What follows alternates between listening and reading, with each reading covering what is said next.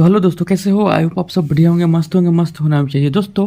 आज ये डे 3 है। इससे पहले डे 1 डे 2 हुआ था। अगर वो नहीं देखे तो जाकर देख लीजिए, क्योंकि आपके लिए बहुत ही ज़्यादा महत्वपूर्ण क्वेश्चन है लुसेंट सीरीज का। ठीक है, और कौन सा एग्जाम है? सभी एग्जाम में लुसेंट सीरीज से पूछता है क्वेश्चन, वो आप जानते ही है। ठीक है, तो सिंपली वीडियो को फ्लश कीजिएगा। अगर आप मेरे चैनल पर नए हैं तो चैनल को सब्सक्राइब कीजिएगा, वीडियो को लाइक शेयर कमेंट जरूर कीजिएगा। ठीक है, तो चलिए देरी न करते हुए वीडियो को स्टार्ट करते हैं। उससे पहले हम जान लेते हैं कि महाजनपद काल है कितने वर्षों तक चला। ठीक है, तो बता दें महाजनपद काल है आपको कितने से कितने वर्ष तक चला। याद रखिएगा, 600 ईसा पूर्व से लेकर आपको 325 ईसा पूर्व तक ये चला।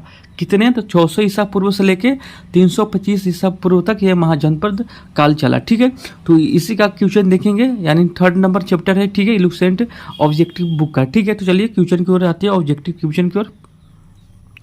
तो चलिए सबसे पहला नंबर क्वेश्चन है, आपको मिलान करना है। चलिए मिलान करते हैं सबसे पहला नंबर क्वेश्चन। ठीक है, तो सिंपली आपको मिलान करना है। ठीक है, तो गंधार आपको क्या हो जाएगा? गंधार, तो गंधार यानी इधर महाजनपद दिया हुआ, इधर राजधानी दिया गया है। ठीक है, तो गंधार का राजधानी क्या है? याद रखिए, गंधार का राजधानी क्या है?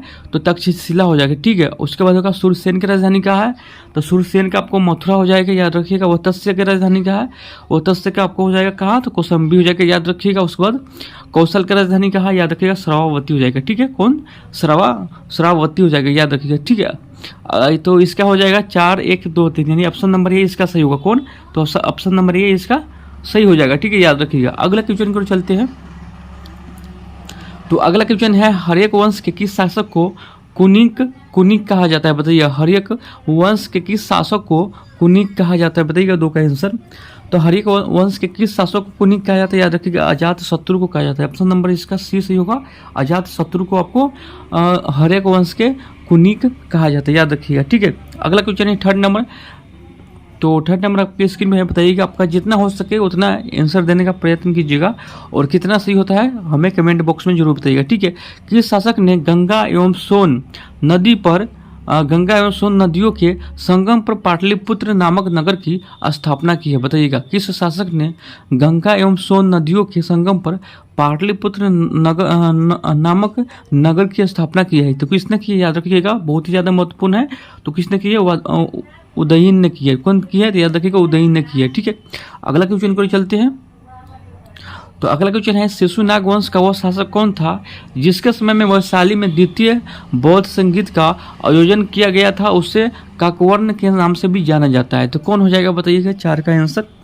तो 4 का आंसर कौन है? 4 का हो जाएगा आपको कालाशोक के समय में ये आपको द्वितीय बौद्ध संगीत हुआ था, और इसको काकवर्ण के नाम से भी जाना जाता है। याद रखिएगा। ठीक है, अगला है 323 ईसा पूर्व में सिकंदर महान की मृत्यु हुई थी। तो कहाँ पर हुई थी? बताइएगा। तो सिकंदर महान 323 ईसा पूर्व में सिकंदर महान की मृत्यु हुई थी, और कहाँ हुई थी? बताइएगा, कहाँ हुई थी? तो 5 का हो जाएगा बी, यानी बेबी लोन में हुई थी। कहाँ हुई थी? याद रखिएगा, बेबी लोन में हुई थी। ठीक है, याद रखिएगा। अगला क्वेश्चन को चलते हैं। अगला है 6 नंबर में, सिकंदर महान एवं पोरस पुरुष की सेनाओं ने निम्नलिखित में से किस नदी के आमने सामने वाले तट पर पड़ाव डाला था? सिकंदर महान एवं पोरस पुरु की सेनाओं ने निम्नलिखित में से किस नदी के आमने सामने वाले तटों पर पड़ाव डाला था? तो किस नदी पर? तो याद रखिएगा, आपको झेलम नदी पर। झेलम नदी पर आपको ये पड़ाव डाला था। ठीक है, किस प्रकार का मृद भांड भारत में द्वितीय नगरीकरण शहरीकरण के प्रारंभ का प्रतीक माना गया है? किस प्रकार का मृद भांड यानी पोल्ट्री भारत में द्वितीय शहरी नगरी के प्रारंभ का प्रतीक माना गया है? बताइएगा। तो 7 का सी, यानी उत्तरी काले पालिशकृति वर्तन। उत्तरी काले पालिशकृत वर्तन। तो चलिए अगला क्वेश्चन को चलते हैं, यानी 8 नंबर क्वेश्चन। ठीक है, तो 8 नंबर क्वेश्चन आपको स्क्रीन पर। बताइएगा, इसका आंसर क्या होगा? तो 8 नंबर है कि पाली ग्रंथों में गांव के मुखिया को क्या कहा जाता है? बताइएगा, पाली ग्रंथों में गांव के मुखिया को क्या कहा जाता है? बताइएगा, क्या कहा जाता है? बताइएगा 8 के आंसर। तो 8 क्या हो जाएगा? बी, यानी भोजक, ग्राम भोजक कहा जाता है। ठीक है, याद रखिएगा, पाली ग्रंथों में गांव के मुखिया को क्या कहा जाता था? भोजक, ग्राम भोजक। ठीक है, उज्जैन का प्राचीन नाम क्या है? बताइए, उज्जैन का प्राचीन नाम क्या है? बताइएगा। 9 का आंसर बताइएगा, उज्जैन का प्राचीन नाम क्या है? तो उज्जैन का प्राचीन नाम आपको क्या था? अवंतिका था। क्या था? अवंतिका। ऑप्शन नंबर ए इसका सही होगा। नंद वंश का संस्थापक कौन है बताइएगा? नंद वंश के संस्थापक कौन है बताइएगा? 10 नंबर प्रश्न का आंसर बताइएगा। तो नंद वंश के संस्थापक कौन है? याद रखिएगा, महापद नंद। ठीक है, याद रखिएगा। अगला है, ग्रीक यूनानी लेखक द्वारा किसे अग्रामीज जैंड्रीमीज कहा गया है बताइएगा? ग्रीक यूनानी लेखकों द्वारा किसे ग्रामीज जैंड्रीमीज कहा गया है बताइएगा? 11 के आंसर बताइएगा, किससे कहा गया है? तो याद रखिएगा, घनानंद को कहा गया है। किससे? तो घनानंद को कहा गया है, याद रखिएगा। अगला क्वेश्चन है, प्राचीन भारत में पहला विदेशी आक्रमण किनके द्वारा किया गया बताइएगा? तो प्राचीन भारत में विदेशी आक्रमण किसके द्वारा किया गया बताइएगा? इसका आंसर तो किसके द्वारा हुआ बताइएगा? इसका आंसर तो हो जाए बताइएगा, ईरानियों के द्वारा। किसके द्वारा? तो ईरानियों के द्वारा प्राचीन भारत में पहला आक्रमण हुआ। ठीक है, याद रखिएगा, ईरानियों के द्वारा। ठीक है, प्राचीन भारत में दूसरा विदेशी आक्रमण एवं पहला यूरोपीय आक्रमण किनके द्वारा किया गया बताइएगा? प्राचीन भारत में दूसरा विदेशी आक्रमण एवं पहला यूरोपीय आक्रमण किनके द्वारा किया गया बताइएगा? इसका आंसर 13 का कौन हो जाएगा आंसर? तो 13 का हो जाएगा यूनानियों के द्वारा। ठीक है, याद रखिएगा, यूनानियों के द्वारा किया गया। अगला क्वेश्चन की ओर चलते हैं। अगला है, इराक के हखमनी वंश के किस शासक ने भारतीय भूभाग को जीतने के बाद उसे फारस साम्राज्य का विश्वा प्रांत बनाया गया बताइएगा? ईरान के हखमनी वंश के किस शासक ने भारतीय भूभाग को जीतने के बाद उसे फारस साम्राज्य का विश्वा प्रांत बनाया गया बताइएगा? 14 के आंसर कौन होगा? तो याद रखिएगा, डेरियस याद रखिएगा, डेरियस दारिय बाहु प्रथम याद रखिएगा। ठीक है, ऑप्शन नंबर बी इसका सही होगा। ठीक है, अगला है, हाइड्रोस्पस या वितस्ता यानी अधूरी के नाम झेलम। झेलम का नाम है, तो झेलम नदी का पुराना नाम है। युद्ध 326 बीसी किन किन शासकों के बीच हुआ बताइएगा? यानी झेलम नदी पर जो युद्ध हुआ 326 बीसी में किन किन शासकों के बीच हुआ बताइएगा? 15 के आंसर। तो किन शासक के बीच हुआ? तो याद रखिएगा, सिकंदर एवं पोरस के मध्य। सिकंदर एवं पोरस के मध्य, ऑप्शन नंबर ए इसका सही होगा। ठीक है, अगला क्वेश्चन है कि सिकंदर ने भारत पर आक्रमण कब किया बताइएगा? सिकंदर ने भारत पर आक्रमण कब किया बताइएगा? तो सिकंदर ने भारत पर आक्रमण आपको 326 ईसा पूर्व में हुआ। 326 ईसा पूर्व में किया। ठीक है, अगला है, शासक एवं वंश है। तो सिंपली मिलान करना है 17 का। चलिए मिलान करते हैं, 17 का कौन सा हो जाएगा इसका आंसर? ठीक है, तो 17 का आंसर बता दें आपको, 17 का कौन सा आंसर होगा? तो चलिए हम आंसर की बात करते हैं 17 के। तो 17 का हो जाएगा मगध। तो मगध के आपको इसके वंश, मगध के बिंबिसार किस वंश के शासक था बताइएगा? बिंबिसार किस वंश के शासक था बताइएगा? 17 के आंसर। तो 17 के आंसर बताइएगा कौन हो जाएगा? तो 17 के हो जाएगा आपको बिंबिसार, आपको हर्यक वंश के शासक था, याद रखिएगा। बिंबिसार हर्यक वंश के शासक था। और बताइएगा, कालाशोक किस वंश के शासक का? याद रखिएगा, शिशुनाग वंश का। और महाफदनंद आपको मौर्य वंश के शासक था। और बिंदुसार नंद वंश के शासक था। यानी ABCD हो जाएगा इसका कूट में आंसर। तो चलिए कूट में इसको मिलान करते हैं। ठीक है, तो कूट में ABC कौन है बताइएगा? इसका आंसर कौन होगा? तो ABC यानी 1 2 3 4, 1 2 3 4 ऑप्शन नंबर ए में है, याद रखिएगा। तो अगला फिर से आपको मिलान करना है। चलिए मिलान करते हैं। तो इसमें आंसर क्या बताइएगा? इसमें महाजनपद और आधुनिक क्षेत्र दिया गया है। तो चलिए सुमेलित कीजिए, 18 के आंसर कौन होगा? तो 18 के बताइएगा मगध। तो मगध आपको पटना का वो गया जिले में है। मगध कहाँ है? पटना वो गया के जिले में है। और वतस्य आपको इलाहाबाद में है। आधुनिक क्षेत्र में बोला गया है इलाहाबाद में। और कौशल अवध में है, याद रखिएगा। अवंतिका मालवा में है अभी। ठीक है, याद रखिएगा। यानी 1 2 3 4 हो जाएगा, ऑप्शन नंबर ए इसका सही होगा। 18 के ऑप्शन नंबर ए इसका सही हो जाएगा। अगला क्वेश्चन, मगध की प्रथम राजधानी कौन सी थी बताइएगा? मगध की प्रथम राजधानी कौन सी थी बताइएगा?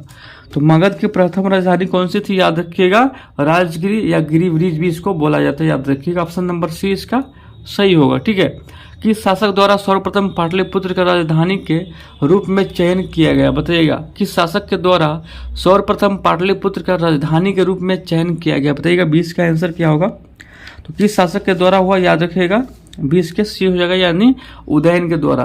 किसके द्वारा? तो उदयन के द्वारा, याद रखिएगा। ठीक है, अगला क्वेश्चन, 16 महाजनपद की सूची उपलब्ध है तो किसमें है उपलब्ध? बताइएगा 16 महाजनपद की सूची उपलब्ध किसमें है? बताइएगा 21 के आंसर। तो किसमें है? याद रखिएगा अंगुत्तर निकाय में है। किसमें? तो अंगुत्तर निकाय में, याद रखिएगा। अगला है, निम्नलिखित में से मगध का कौन सा राजा सिकंदर महान का समकालीन था? बताइएगा सिकंदर महान का समकालीन था तो कौन सा राजा हो जाएगा? बताइएगा 22 का आंसर। तो 22 का बी हो जाएगा, यानी घनानंद था। ठीक, कौन था? तो याद रखिएगा घनानंद था। ठीक है, अगला क्वेश्चन को चलते हैं। अगला क्वेश्चन है, प्रथम मगध साम्राज्य का उत्कर्ष किस सदी में हुआ? बताइएगा प्रथम मगध साम्राज्य का उत्कर्ष किस सदी में हुआ? बताइएगा 23 का आंसर। तो 23 का बी हो जाएगा, छठी सदी में हुआ। किस सदी में? याद रखा, छठी सदी में हो जाएगा। ऑप्शन नंबर बी इसका सही होगा। अगला क्वेश्चन है, सिकंदर की भारत में सफलता के निम्न कारण थे तो कौन कौन से कारण थे? चलिए देखते हैं सिकंदर का। तो 24 का आंसर बताइएगा कौन सा हो जाएगा? तो बताइएगा 24 का, बताइएगा भारत में तब कोई केंद्रीय सत्ता नहीं थी, तो ये सही थी। उसने सेना का श्रेष्ठ प्रकार की थी, याद रखिएगा बहुत श्रेष्ठ प्रकार की थी। उसे देशद्रोही भारतीय शासक का सहयोग मिला, तो ये भी सही है। वो एक अच्छा प्रशासक था, ये भी सही है। तो 1 2 3 4 होगा, ऑप्शन नंबर डी इसका सही होगा। तो चलिए अगला क्वेश्चन की ओर आते हैं। अगला कोट में आपको मिलान करना है। तो एक साइड में आपको राजा है और एक साइड में आपको राज्य है।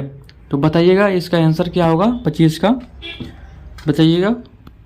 तो प्रधोत है तो प्रधोत आपको जाएगा अवंतिका का, ठीक है, राज्य था। ठीक है, और उदयन क्या होगा? बताइएगा उदयन हो जाएगा आपको वत्स्य के, याद रखिएगा। ठीक है, उज्जैन आपको राज्य, वत्स्य के था राजा। ठीक है, अगला हो जाएगा कौन? बताइएगा वत्स्य का। उसके बाद हो जाएगा आपको कौन?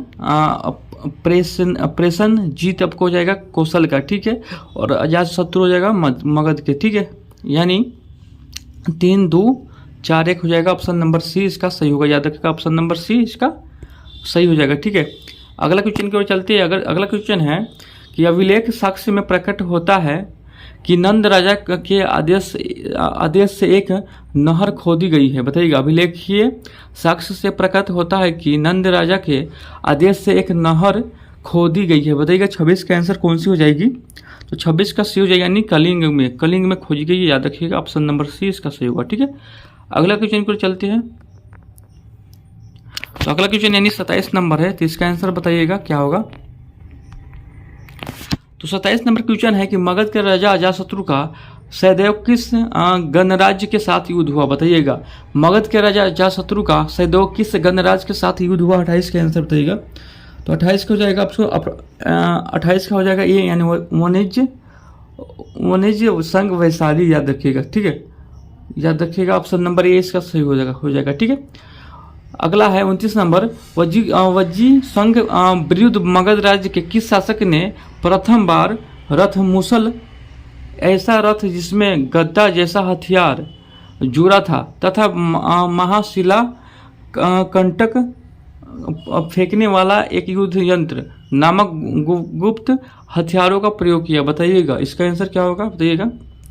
इसमें बोला गया वाणिज्य संघ के विरुद्ध मगध राज्य के किस शासक ने प्रथम बार रथ मूसल तथा महाशिला कंटक नामक गुप्त हथियार का प्रयोग किया था? बताइएगा तो किस शासक ने किया था? बताइएगा 29 का आंसर बताइएगा। 29 का हो जाएगा ऑप्शन नंबर ए, यानी अजातशत्रु ने किया था। ठीक है, अजातशत्रु ने किया था, ऑप्शन नंबर ए इसका सही होगा।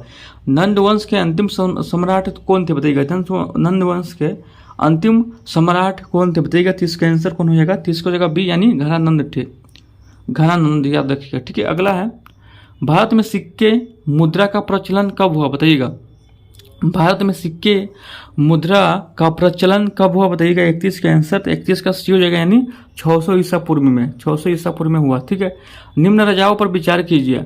तो चलिए निम्न राजाओं पर विचार करते हैं। तो विचार करते हैं, निम्न राजाओं पर विचार करना है। तो बताइएगा अजातशत्रु उसके बाद हो जाएगा प्रसेनजीत, प्रसेनजीत यानी ऑप्शन नंबर सी इसका सही होगा। ठीक है, ए और 3, ठीक है, याद रखिएगा ऑप्शन नंबर 3। अगला क्वेश्चन है, छठी सदी ईसा पूर्व के दौरान बड़े राज्य के उदय का मुख्य कारण क्या था, बताइएगा। छठी सदी ईसा पूर्व के दौरान बड़े राज्य का उदय का मुख्य कारण क्या था, 33 का आंसर बताइएगा। तो 33 का ए हो जाएगा, यानी उत्तर प्रदेश और बिहार में व्यापक पैमानों पर लोहा का उपयोग होने लगा। ठीक है, मगध साम्राज्य, अगला क्वेश्चन है, मगध सम्राट बिंबिसार ने अपने राजवैद्य जीवक को किस राज्य के राजा की चिकित्सा के लिए भेजा गया, बताइएगा। तो अपने बिंबिसार ने अपने राजवैद्य जीवक को किस राजा के चिकित्सा के लिए यानी उपचार के लिए भेजा गया, बताइएगा। 34 का आंसर कौन होगा, तो 34 का हो जाएगा सी, यानी अवंतिका।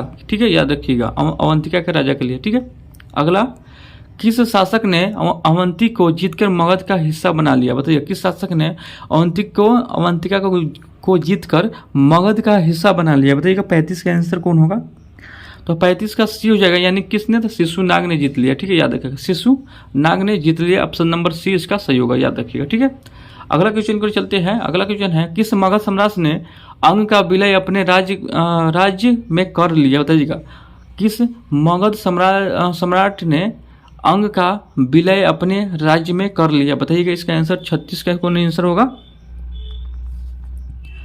तो 36 का हो जाएगा आपको बिंबिसार, ऑप्शन नंबर ए इसका सही होगा। ठीक है, अगला क्वेश्चन है, शिशुनाग ने किस राज्य का विलय मगध साम्राज्य में नहीं किया, बताइएगा।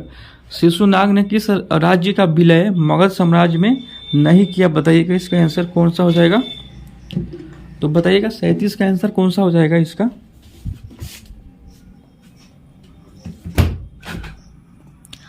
तो 37 का डी हो जाएगा, यानी काशी नरेश। ठीक है, याद रखिएगा, काशी याद रखिएगा। ठीक है, काशी और लिच्छवी का विलय मगध साम्राज्य में किसने किया, बताइएगा। काशी और लिच्छवी का विलय मगध साम्राज्य में किसने किया, बताइएगा। 38 का आंसर, तो किसने किया, अजातशत्रु ने किया। किसने किया, अजातशत्रु ने किया। ठीक है, याद रखिएगा। अगला, मगध साम्राज्य के बारे में कौन सा सही नहीं है, बताइएगा। मगध साम्राज्य के बारे में कौन सा सही नहीं है, बताइएगा। तो 39 का बताइएगा, इसका कौन सा सही नहीं पढ़ के, तो बताइएगा। पुराणों एवं महाकाव्य में के अनुसार इसकी स्थापना बृहदत्त ने की थी, नहीं की थी। महापद्नंद ने सर्वाधिक विस्तार प्रदान किया तथा सर्वशस्त्रटंक एवं इकराट की उपाधि धारण की, तो ये नहीं होगा। गिरिविजय, राजगिरी, पाटलिपुत्र एवं वैशाली क्रम से इसके 4 राजधानी बने नहीं, इनमें से कोई नहीं हो जाएगा, ऑप्शन नंबर डी इसका सही होगा। ठीक है, सिकंदर के आक्रमण के उस समय उत्तर भारत पर निम्नलिखित राजवंशों का शासक था, बताइएगा। एक का शासक था, तो सिकंदर के आक्रमण के समय उत्तर भारत पर निम्नलिखित राजवंशों का शासक था, बताइएगा। 40 का आंसर कौन हो जाएगा, 40 का हो जाएगा नंद वंश का शासक था, याद रखिएगा, ऑप्शन नंबर ए नंद वंश का। ठीक है, अगला क्वेश्चन को चलते हैं। अगला क्वेश्चन है, निम्नलिखित में से कौन सा ईसा पूर्व छठी में प्रारंभ में भारत का सर्वाधिक शक्तिशाली नगर बन गया, बताइएगा। कौन सा है छठी शताब्दी प्रारंभ में भारत का सर्वाधिक शक्तिशाली नगर बन गया, कौन है, बताइएगा। 41 का आंसर, तो 41 होगा मगध बन गया, बहुत ही शक्तिशाली आपको मगध बन गया। ठीक है, याद रखिएगा, ऑप्शन नंबर डी इसका सही होगा। ठीक है, अगला क्वेश्चन को चलते हैं। अगला क्वेश्चन आपको इस स्क्रीन पर है, 42 नंबर बोला गया है, निम्नलिखित में से कौन सा भारत पर ईरानी आक्रमण के प्रभाव के रूप में माना जाता है, बताइएगा। इसका आंसर 42 का, तो 42 का हो जाएगा कौन, तो खरौष्टी लिपि के प्रचार अभिलेख उत्कीर्ण करने का काला का प्रचार, ये भी सही होगा। ईरानी की छत्रपति प्रणाली का प्रचार, ये भी सही होगा। घंटा आकार के गुणवज की कला का प्रचार, ये भी सही होगा, यानी स्त्री अंग रक्षक की नियुक्ति, ये भी सही होगा। 1 2 3 4 5 हो जाएगा, ऑप्शन नंबर डी इसका सही हो जाएगा। ठीक है, याद रखिएगा। अगला क्वेश्चन है, इनमें से कौन सा सिकंदर के आक्रमण का प्रभाव नहीं था, बताइएगा। इनमें से कौन सा एक सिकंदर के आक्रमण का प्रभाव नहीं था, बताइएगा। 43 का आंसर कौन होगा, 43 का डी हो जाएगा, यानी 43 का डी हो जाएगा, यानी उसने भारत को यूनानी की रियासत बनाई, ये आपको प्रभाव नहीं था। ठीक है, याद रखिएगा। अगला है, निम्नलिखित में से किस राज्य में गणतंत्र शासक व्यवस्था नहीं थी, बताइएगा।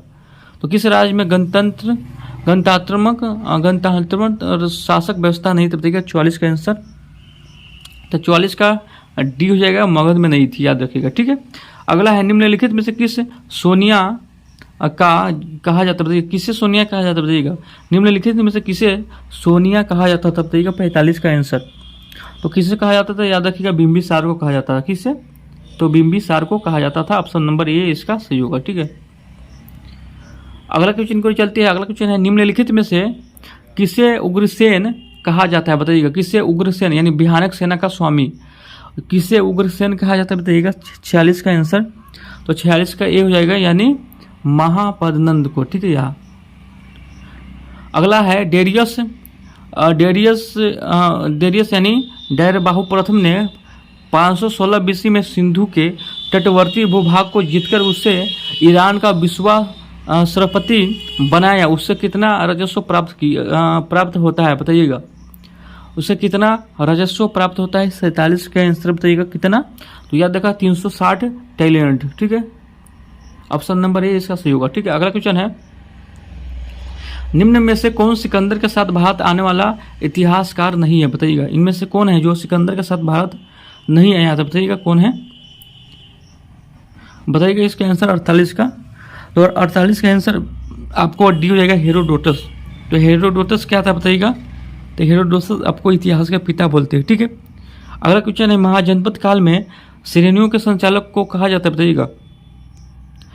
तो महाजनपद काल में श्रेणियों के संचालक कहा जाता है, बताइएगा। इसका आंसर 49 का, 49 का ए हो जाएगा, यानी नियाकस को कहा जाता है। ठीक है, याद रखिएगा नियाकस को। ठीक है, अगला है 50 नंबर, गृहपति का अर्थ क्या होता है, बताइएगा। गृहपति का अर्थ क्या होता है, बताइएगा। गृहपति का अर्थ क्या होता है, 50 नंबर का आंसर। तो गृहपति का अर्थ होता है धनी किसान। ठीक है, याद रखिए कौन, ऑप्शन नंबर ए हो जाएगा, धनी किसान। ठीक है, याद रखिएगा। अगला क्वेश्चन को चलती है 51 नंबर। तो 51 नंबर आपको मिलान करना है। ठीक है, तो चलिए मिलान करते हैं।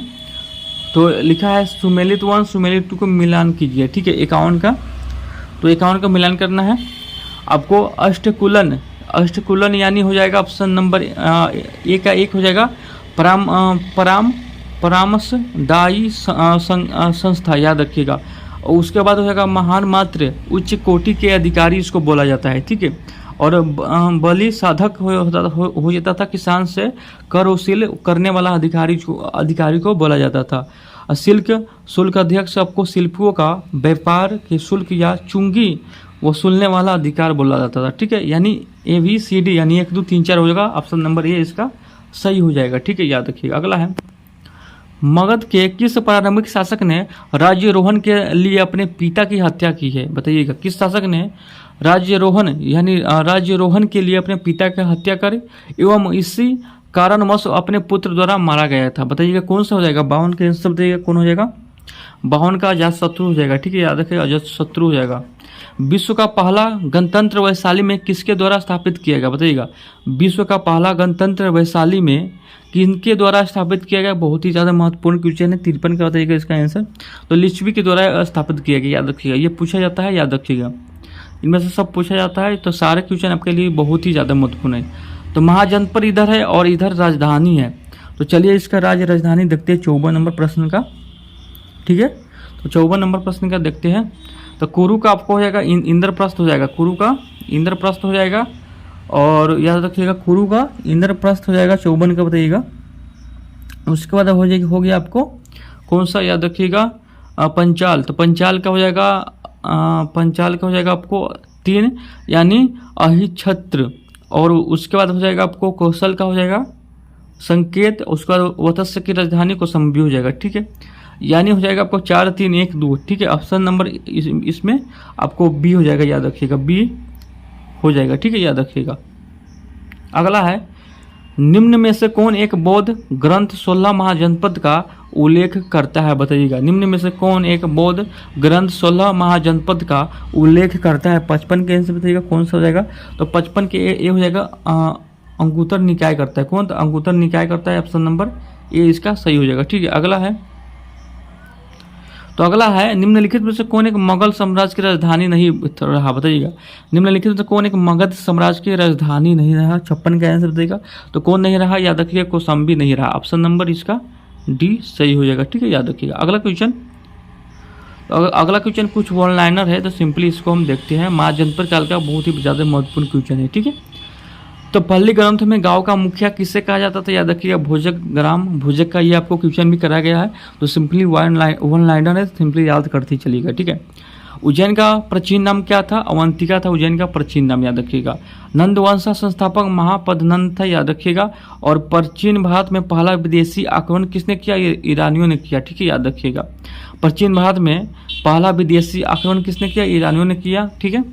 सिकंदर ने भारत पर आक्रमण कब किया, 326 ईसा पूर्व में किया सिकंदर ने भारत पर आक्रमण, ठीक है। हर्यक वंश के किस शासक को कुनिक कहा जाता है, तो अजातशत्रु को कहा जाता है, ठीक है। किस शासक ने गंगा एवं सोन नदी के संगम पाटलिपुत्र नामक नगर की स्थापना की, याद रखिएगा उदय ने की है, उदय ने, ठीक है। 323 ईसा पूर्व में सिकंदर महान की मृत्यु कहाँ हुई थी, बेबीलोन में हुई थी, याद रखिएगा। और अगला है सिकंदर महान एवं पोरस पोरू की सेनाओं ने किस नदी के आमने सामने तट पर पड़ाव डाला, याद रखिए झेलम नदी के तट पर, ठीक है।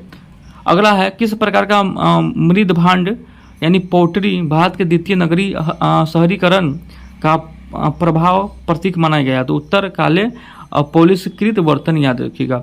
मगध की राजधानी कौन बनी, याद रखिएगा गिरिब्रिज और राजगिरी, ठीक है। अगला क्वेश्चन है किस शासक द्वारा सर्वप्रथम पाटलिपुत्र की राजधानी के रूप में चयन किया, तो उदयन के द्वारा, याद रखिएगा, ठीक है। 16 महाजनपद सूची उपलब्ध है, तो अंगुत्तर निकाय में है। मगध का कौन सा राजा सिकंदर महान का समकालीन था, याद रखिएगा घनानंद था, ठीक है। प्रथम मगध साम्राज्य का उत्कर्ष किस नदी पर हुआ था, 6वीं सदी में, ठीक है। सिकंदर के आक्रमण के समय उत्तर भारत पर किस राजवंश का शासक था, याद रखिएगा नंद वंश का, ठीक है। याद रखिएगा ईसा पूर्व 6वीं ईसा पूर्व शताब्दी में प्रारंभ में भारत का सर्वाधिक शक्तिशाली आपको मगध बन गया, तो याद रखिएगा। नंद वंश का अंतिम शासक कौन था, तो घनानंद था, याद रखिएगा, ठीक है। अगला है भारत में सिक्के का मुद्रा का प्रचलन किसने कराया और कब हुआ, तो याद रखिए 600 ईसा पूर्व में हुआ, ठीक है। अभिलेख साक्ष्य से प्रकट होने वाला नंद राजा के आदेश से एक नहर खोदी गई, तो याद रखिए कलिंग में खोदी गई, ठीक है। अगला है पहला ईरानी शासक किसने भारत के कुछ भाग को अपने अधीन कर लिया, याद रखिएगा डेरियस ने किया, ठीक है। मगध के किस प्रारंभिक शासक ने राज्यारोहण के लिए अपने पिता की हत्या की, याद रखिएगा अजातशत्रु ने। किस शासक ने अवंतिका को जीतकर मगध का हिस्सा बना लिया, शिशुनाग ने। कौन सा बौद्ध ग्रंथ 16 महाजनपद का उल्लेख है, तो अंगुत्तर निकाय में आपको उल्लेख मिलता है, ठीक है। तो अगला है विश्व का पहला गणतंत्र वैशाली कौन बना, याद रखिएगा लिच्छवी द्वारा बना, याद रखिएगा, ठीक है। अगला है प्राचीन श्रावस्ती का नगर विन्यास किस आकृति का है, याद रखिएगा अर्ध चंद्राकार का, ठीक है, याद रखिएगा। मगध के सबसे प्राचीन वंश के संस्थापक आपको बृहदत्त थे, याद रखिएगा। कली ग्रंथों में गांव के मुखिया कहा जाता था, भोजक कहा जाता था, ठीक है। गृहपति का अर्थ क्या होता था, धनी व्यक्ति, याद रखिएगा, ठीक है। अगला तो अगला ये आपको बौद्ध संगीत है, तो याद रखिएगा प्रथम बौद्ध संगीत आपको 483 ईसा पूर्व में हुआ, जैसा कि हमने बोला था कि अंत में बताएंगे, ठीक है। द्वितीय आपको 383 ईसा पूर्व में हुआ, तो किसके शासनकाल में हुआ था, पहला आपको अजातशत्रु में, द्वितीय काला अशोक में, और तीसरा हुआ था अशोक में, और चौथा कनिष्क में। तो याद रखिएगा इसका समय यह है, तो पहले हुआ था 483 ईसा पूर्व में, और द्वितीय हुआ था 383, और तृतीय 251 ईसा पूर्व में, और चौथा जो हुआ था 100 ईस्वी में हुआ था, याद रखिएगा, ठीक है। और स्थान यहाँ पर दिया गया है, पहला आपको राजगिरी में, दूसरा वैशाली में, तीसरा पाटलिपुत्र में, और चौथा कुंडलग्राम में। और अध्यक्षता कौन किया, महाकश्यप, स्वर्कामिनी, मोगली पुत्र और वसुमित्र ने किया, याद रखिएगा, ठीक है। अगला क्वेश्चन को चलते हैं। तो अगला कुछ राजधानी है, तो इसको आपको देख लेना है, PDF आपको टेलीग्राम पर मिल जाएगा, ठीक है। तो सिंपली आपको कुछ दिक्कत नहीं होगा, ठीक है। मगध की राजधानी आपको राजगिरी या राजगीर था। अंग की राजधानी चंपा था। काशी का वाराणसी या वानारस था। विज का वैशाली, विदेह मिथिला था। कौशल का श्रावती था। कुरु का इंद्रप्रस्थ था। चंदी का शक्तिमती था। और मल्लक का कुशीनगर एवं पावा था। और अस्मक का पैदन्य या पोतल था। या उत्स्य का कौसंबी था। पंचाल का अहिच्छत एवं कौफिल्य था। मत्स्य का विराट नगर था। जयपुर जिसको अवंतिका का उज्जैनी एवं महिषमती था। और गंधार का तक्षशिला एवं पुष्क लावती था, याद रखिएगा। और सूरसेन का मथुरा था।